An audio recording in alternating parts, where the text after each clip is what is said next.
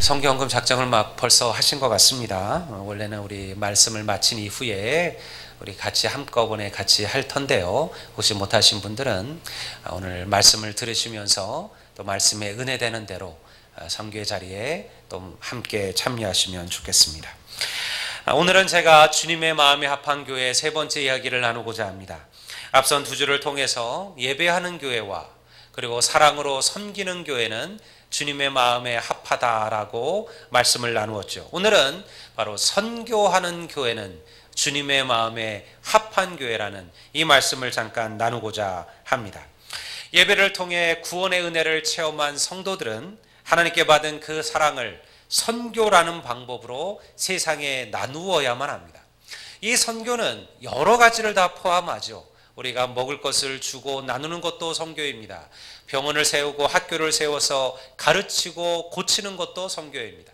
지적적으로 하나님의 말씀을 붙들고 주어는 심령들에게 하나님의 복음을 전하는 것도 선교입니다. 여러분은 어떻게 생각하시나요? 교회를 위하여 세상이 존재하는 것일까요? 아니면 세상을 위하여 교회가 존재하는 것일까요? 우리는 성경을 통해서 그 답이 후자임을 알고 있습니다. 하나님은 이 세상을 구원하시기 위하여 이 땅에 하나님의 교회를 세웠습니다. 그리고 우리가 아는 것처럼 2000년 동안 교회는 이 사명을 감당하기 위하여 정말 온 힘과 전심전력을 다해 왔습니다. 저는 아들랜 교회 담임으로 오기 전에 또 군인 목회를 하면서도 이 선교의 해외 선교사님들을 지원하고 후원을 했어요. 그때 어떤 우리 성도들은 저에게도 그런 얘기를 했어요. 목사님, 아직 군선교도 미약하고 군인교회도 지원할 곳들이 많은데 우리가 무슨 해외 선교사님들까지 지원할 그러한 필요가 있겠습니까? 저는 그때마다 성도들에게, 교회에게 차근차근 설명했어요. 낯선 땅, 낯선 민족을 위하여 복음을 전했던 선교사들이 있었기 때문에 오늘 조국의 교회가 있고 그리고 오늘 군인교회가 있다. 사회교회들이 넉넉해서 오늘 군인교회를 지원하는 것이 아니다. 그들이 선교라는 마음이 있기 때문에 군인교회를 위하여 그들이 가진 것들을 아낌없이 후원하고 지원하는 것이다. 그들의 후원으로 오늘 군인교회들이 이렇게 세워져 가는 것이다. 우리 역시 그러한 마음으로 우리의 가진 작은 것들을 나눌 줄 알아야 된다. 특별히 앞으로 이 한국의 교회 기둥들이 될 이 청년들에게 선교의 비전을 세우고 선교의 열망을 가르치고 선교의 중요함을 가르치는 것보다 더 중요한 사명은 없다. 저는요, 오늘도 동일한 마음입니다. 제가 고등학교를 마치고 성신대학을 들어가면서 선교에 대한 비전을 세웠습니다. 아마 제가 군목시험에 합격되지 않았더라면 저 역시 선교사의 길로 나갔을지도 모릅니다. 그때 제 주위에는 선교에 대한 열망과 비전을 가졌던 많은 친구들이 있었습니다. 바로 그 친구들이 제가 작년에 방문했던 일본의 김병두 선교사고, 또한 지금도 중국에서 사역하고 있는 지태환 선교사, 그 외에도 브라질에서, 에콰도르에서, 그리고 태국과 미얀마에서 수많은 제 친구 선교사들이 지금도 선교의 사명을 붙들고 사역하고 있습니다. 하나님께서 저를 다른 길로 인도하셔서 제가 직접적인 선교의 길로 가지는 않았지만요, 저는 지금도 변함없이 선교야말로 하나님의 마음에 합한 일이라고 확신합니다. 그래서 오늘 우리가 작정하고 오늘 우리가 드릴 이 선교헌금이 가장 중요한 의미를 갖는 거예요. 2011년에 저는 아주 중요한 10년의 결정을 해야만 했습니다. 아프가니스탄 재건 지원단의 일원으로 파병을 가기로 결정을 했어요. 여러분들 혹시 군대를 안 가셨던 분들도 이 얘기는 조금 들어보셔요. 이것은 의미가 있는 이야기이기 때문에 그렇습니다. 그때 아프가니스탄은 대단히 위험했습니다. 우리가 잘 알고 있는 오사마 빈 라덴이 미군 특공대에서 살해를 당했죠. 그러면서 도처에서 수많은 전투가 벌어지고 있었습니다. 주위에서는 저를 다 말렸어요. 목사님, 그 위험한 데를 일부러 가실 필요가 있겠습니까? 여기서도 목사님 하실 사역들이 너무나 많은데 뭐하러 그 위험한 곳에 가시려고 합니까? 그런데요, 그때 제 마음에 어떤 마음이 들었냐면요, 이곳이 마치 제게 주어진 선교지라는 생각이 들었어요. 그 옛날 내가 하나님께 그렇게 선교에 대한 열망을 이야기하고 비전을 보고 그리고 자원했던 그 선교의 그 사명들을 제가 다 잊고 살았는데, 마치 하나님께서 그날 그때 이 선교지를 제게 여시는 것 같았어요. 당시 아프가니스탄은 여행 금지국이었습니다. 일반인들은 전혀 들어갈 수 없는 땅이었어요. 근데 그 땅이 제게 열려진 거예요. 제가 그 땅을 들어갈 수 있는 길이 열린 거죠. 저는 하나님께서 파병이라는 방법으로 이 선교지의 문을 제게 여셨더라고 생각을 했어요. 그래서 기도 끝에 아프가니스탄으로 가기로 결정을 했습니다. 그리고 실제로 그곳에서 민족을 향한 하나님의 마음을 알게 했어요. 제가 다시 선교의 열망을 세우고 선교의 비전을 세우던 시간이 바로 그 아프가니스탄의 시간이었습니다. 하나님께서 제게 모르는 영혼들, 그 옛날 이 땅에 우리 조선 땅에 들어왔던 그 수많은 선교사들이 어떤 마음과 심령으로 그들이 낯선 민족, 낯선 사람들에게 복음을 전했을까, 그 마음을 제게 알게 하셨어요. 그것이 저에게는 너무너무 중요한 시간들이었습니다. 제가 지금 잠깐 이제 여러분들에게 보여드리고자 하는 사신들이 바로 그때 주었던 그 선교의 비전들이었어요. 제가 여러분들에게 이 사진들을 잠깐 설명해 드리려고 합니다. 오늘은 특별히 선교 주일이니까요, 제가 여기에 좀 집중을 하려고 합니다. 한번 영상을 띄워봐 주세요. 좀 흐리긴 한데 여기 앞에만 좀 불을 꺼주시면 좋고요. 여러분들, 제가 처음 이 땅에 들어갔을 때 저는 파로완주라는 곳으로 들어가게 됐어요. 여러분 보시면 알겠지만 제가 그 땅을 보면서 제 마음에 들었던 것은요, 그 삭막함이었어요. 그 메마른 땅이었어요. 그 땅도 메말랐지만요, 그들의 심령도 메말랐어요. 정말 풀 한 폭이 볼 수 없는 그런 아주 바싹 마른 땅이었어요.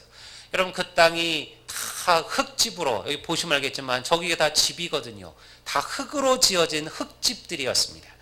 풀 한 폭이 찾을 수 없었어요. 시간마다 하루에도 몇 번씩 모래바람이 온통 그 땅을 휩쓸고 지나가는 바로 그런 땅이 이 아프간이었습니다. 그런데 여러분, 그곳에 하나님의 교회가 세워졌어요. 다음, 아마 공식적으로 교회라는 이름을 가지고 십자가를 달고 세워진 첫 번째 건물이에요. 그 이슬람 땅 아닙니까? 그 이슬람 땅에 십자가를 달고 첫 번째 교회가 세워졌어요. 저 오른쪽에 있는 건물이 바로 제가 지금 서 있는 저곳이 바로 저희가 세운 그 파루안의 그 교회였습니다. 지금은 뼈대만 있지만요, 그것이 나중에 아주 아름다운 교회로 세워지게 되었습니다. 다음, 이 친구는 제가 처음으로 전도한 미군이었습니다. 그곳에 가서 미군과 함께 사역을 했는데요, 그때 미군에서 왔던 한 여군이었어요. 하나님을 전혀 알지 못하는, 미국이라는 그 복음으로 세워진 나라임에도 불구하고 주님을 완전히 떠나 살던 한 친구였는데요, 제가 그곳에서 이 친구에게 복음을 전하고요, 그리고 우리 톡실한 우리 교회의 신자가 되었습니다. 다음, 그 땅에서 만났던 그 바로 아프가니스탄인들이에요.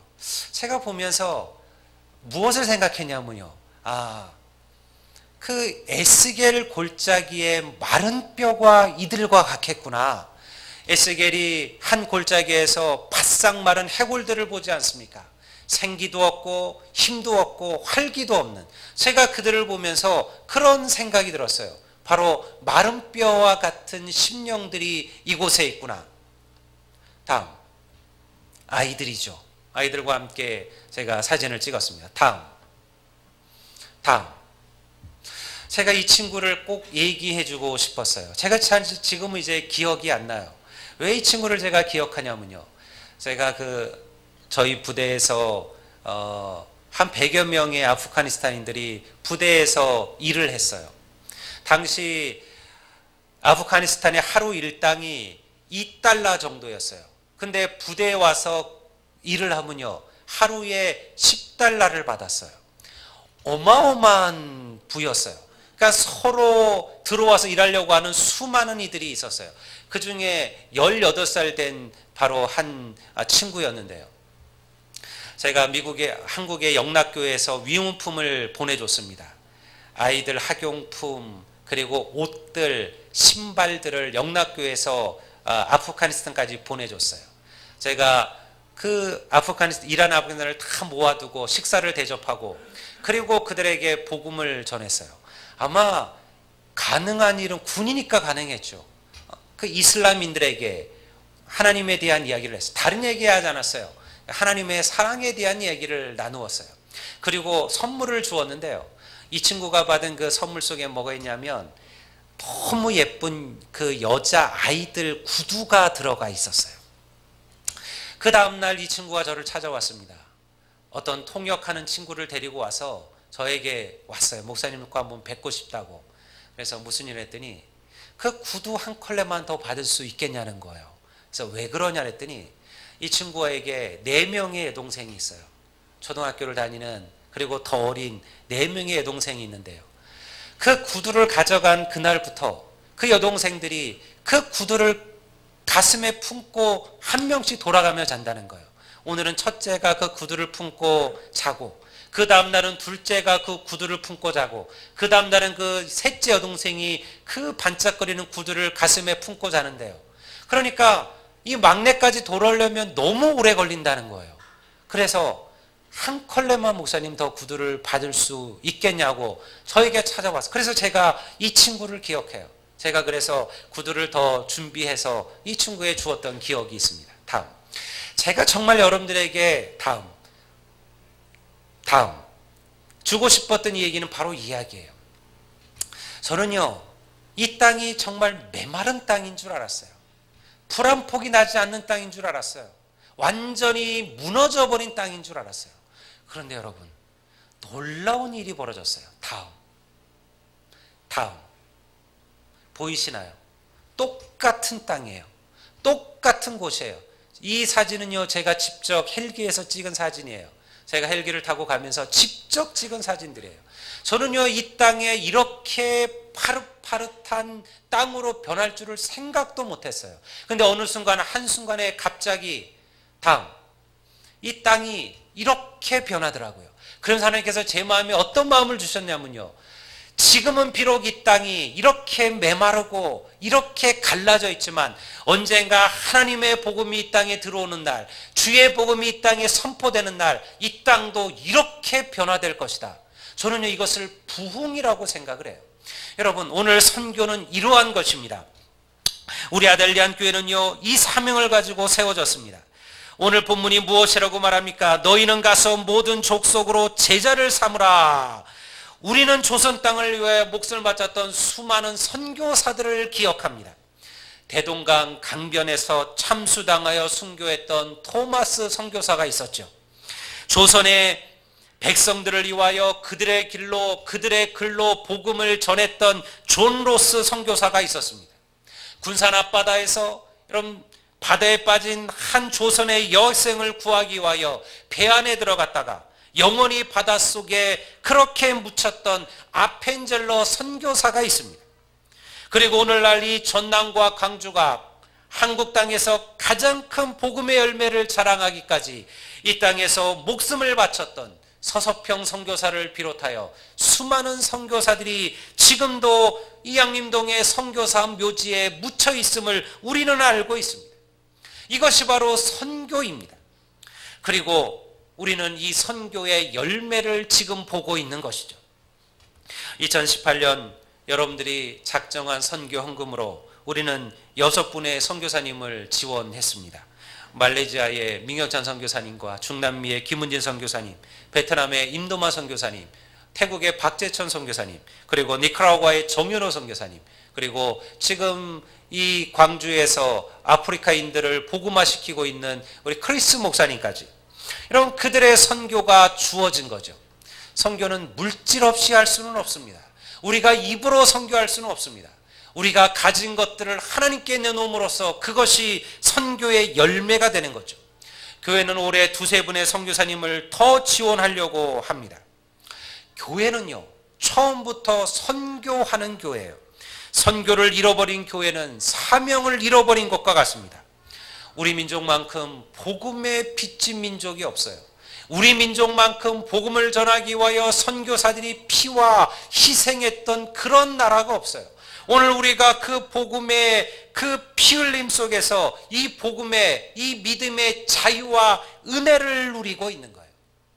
이것은 얼마나 놀라운 하나님의 은혜입니까? 오늘 본문이 뭐라고 약속하고 있습니까? 선교하는 교회에 대한 하나님의 약속이 있어요. 볼지어다 내가 세상 끝날까지 너희와 항상 함께 있으리라. 이 놀라운 축복의 말씀이 누구에게 선포된 말씀이에요? 너희는 가서 모든 민족에게 복음을 전하라. 그들에게 세례를 주고 그리고 그들에게 하나님의 복음을 가르쳐 지키게 하라. 바로 그 사명을 감당하는 교회와 성도들에게 내가 세상 끝날까지 너희와 함께 할 것이다. 그러니 여러분, 선교하는 교회가 부흥하고 선교하는 교회가 은혜가 넘치고 선교하는 교회가 하나님의 축복을 경험하게 될 줄로 믿습니다. 제가 미국의 리폼드 신학교에서 공부할 때 안식년을 맞은 한 선교사님과 함께 1년 동안 같이 공부하는 시간을 가졌어요. 그분은 케냐의 마사이족을 대상으로 복음을 선교하시던 박성기 선교사님이셔요. 그 선교사님의 동생이 지금 제가 속한 이 광주 노회에 있어요. 그 동생도 목사님이신데 광주 노회에 함께 저와 있습니다. 저는 여기 와서 알았어요. 그분의 형님이 박성기 선교사님이라는 것을. 근데 그분이 마침 그 미국에서 함께 있을 때 미국의 한인교회가 그분에게 요청을 했어요. 마침 사역자가 비었는데 선교사님이 계시는 동안 우리 교회를 좀 맡아줄 수 있겠느냐고. 그래서 그 선교사님이 안식년 동안 그 교회를 맡아서 사역을 했습니다. 그리고 안식년이 끝날 무렵 그 교회가 선교사님을 청빙을 하기를 원하셨어요. 우리 교회 담임으로 와달라는 청빙을 받은 거죠. 그 선교사님이 많은 고민을 했어요. 누구나 다 있고 싶어하는 미국 교회 아닙니까? 한인 교회 아닙니까? 그동안 케냐에서 마사이족을 대상으로 얼마나 외롭고 얼마나 힘든 시간들을 보냈어요.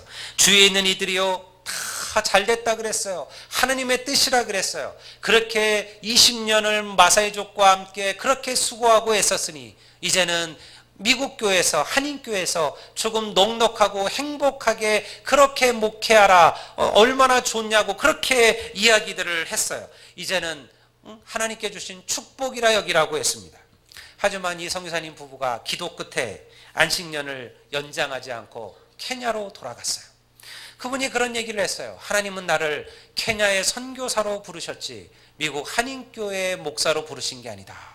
그리고는 그분이 다시 그 두 부부가 케냐로 갔어요. 그분의 이야기가 저에게 얼마나 큰 울림이 되었는지 몰라요.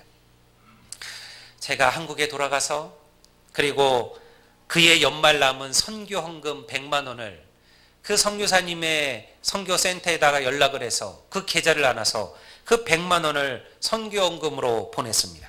그리고 그 다음 주에 제가 그 선교사님으로부터 한 이메일을 받았어요. 그 선교사님 제게 보낸 이메일이에요. 여러분 한번 들어보셔요. 이 이메일이 얼마나 은혜가 되고 감동이 되는지요. 그분이 쓴 그런 메일입니다. 권은민 목사님, 메리 크리스마스. 우리 부부는 참으로 놀라운 성탄 선물을 받았습니다. 잠깐 스쳐간 목사님을 통해 알지도 못하는 군인교회에서 보내온 선교헌금은 이런저런 마음으로 흔들리는 우리 부부를 참으로 위로했습니다. 목사님도 아는 것처럼 미국의 청빙을 포기하고 온 것에 대해 많은 이들은 어찌 그러한 좋은 기회를 스스로 차버렸느냐고 우리를 안타깝게 혹은 바보스럽게 여겼습니다. 우리 부부도 우리의 선택이 옳은 것인가에 대해 괜한 고민이 생기기도 했습니다. 파송교회 어려움으로 재정적인 어려움에 처한 지금 더욱더 그러했습니다. 그런데 한국에서 보내진 백두산 군인교회라는 이름도 모르는 교회에서 보낸 선교헌금을 보는 순간 우리는 주님께서 항상 우리와 함께하고 계심을 느꼈습니다. 하나님께서는 목사님을 통해 우리의 마음을 위로하였습니다. 목사님이 보내준 선교헌금 때문이 아니라 생각 같지도 않았던 그 누군가의 손길을 통해 하나님께서 우리의 필요함을 기억하고 계심을 알게 되었기 때문입니다. 우리는 다시 힘을 내고 있습니다. 이곳에 맡겨진 마사이 부족을 위해 바울의 마음으로 생명의 면류관을 바라보며 우리의 생명을 다하기로 결단했습니다. 목사님도 행복한 성탄 되시기를 바랍니다. 언제든 이곳을 방문해 주시면 고맙겠습니다. 박성기 선교사. 저는요, 이 메일을 받는 순간에요, 정말로 심장을 치는 은혜를 받았어요. 우리는 의미 없이 보낸 그저 100만 원이 남아서 누구에게 보낼까 생각하다가 이왕이면 내가 알고 있는 이 선교사님에게 보내자라고 보냈는데요, 그 작은 선교헌금이요, 그 선교사님의 마음을 위로했어요. 그 선교사님의 비전을 새롭게 했어요. 그 선교사님의 사명을 더욱더 굳게 만들었다는 거예요. 하나님께서 영원히 우리와 함께 하신다는 이 메시지를 그 선교사님이 깨닫게 했다는 거예요. 여러분, 우리 모두는 이 사명을 감당해야 됩니다. 그것은 가서 모든 족속으로 제자를 삼아 세례를 주고 하나님의 말씀을 가르치며 그 말씀대로 지키도록 하라는 거예요. 그 일을 위해 한국교회가 선교사를 파송한 거예요. 우리 모두가 다 가는 선교사가 될 수는 없습니다. 우리 모두는 각자의 일들이 있잖아요. 하지만 우리 모두는 보내는 선교사가 될 수는 있습니다. 여러분들이 드리는 작은 물질과 기도가 위대한 선교의 열매를 거두게 하는 거예요. 제가 수요일날 요즘 선교사, 한국의 선교사들의 이야기를 여러분들에게 가르치고 있는데요, 얘기를 했죠. 오늘 조선의 복음화의 밑거름이었던 세브란스 병원은요, 미국 클리블랜드의 독실한 신자였던 루이 세브란스의 15,000달러의 선교헌금이 시작이 되어서 지금의 이 세브란스 병원이 만들어진 거죠. 미국의 수많은 교회와 성도들이 보낸 작은 헌금들이 모여서 조국의 근대화를 이루었던 병원과 학교들을 세우고요, 그리고 그 많은 선교사들이 이 조선 땅 곳곳을 다니며 하나님의 복음을 전할 수 있는 그 밑거름이 되었다라는 거예요. 이제 우리가 그 복음의 빛을 갚아야 할 때입니다. 주님의 명령을 따라 선교의 사명을 감당하는 거예요. 여러분들이 오늘 작정하는 선교헌금은 바로 그런 의미를 갖습니다.